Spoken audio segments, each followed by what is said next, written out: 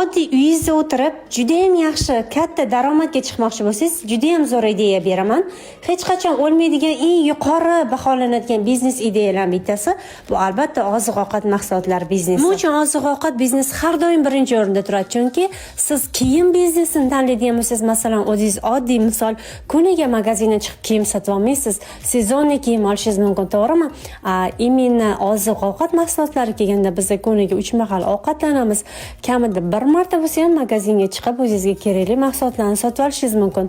Shu biznesni o'zingiz yo'lga qo'yadigan bo'lsangiz va insonlar juda ham yaxshi ko'radigan kolbasa va go'sht assortimentlarini toza va pokiza mahsulotlardan tayyorlab xalqqa yetkazib beradigan bo'lsangiz, sizning biznesingiz faqatgina ko'klarga ko'tariladi. Albatta siz ham kolbasa va go'sht mahsulotlari biznesi bilan shug'ullaning va hozirgi kundagi shogirdlarim qatoriga qo'shiling va ular uy sharoitida juda ham yaxshi daromadlarga erishib, oddiygina pechlarda, duxovkalarda ham kolbasalar, go'sht assortimentlarini pishirishib, juda ham katta assortimentlarni yaratishib, o'ziga zo'r biznes ochgan.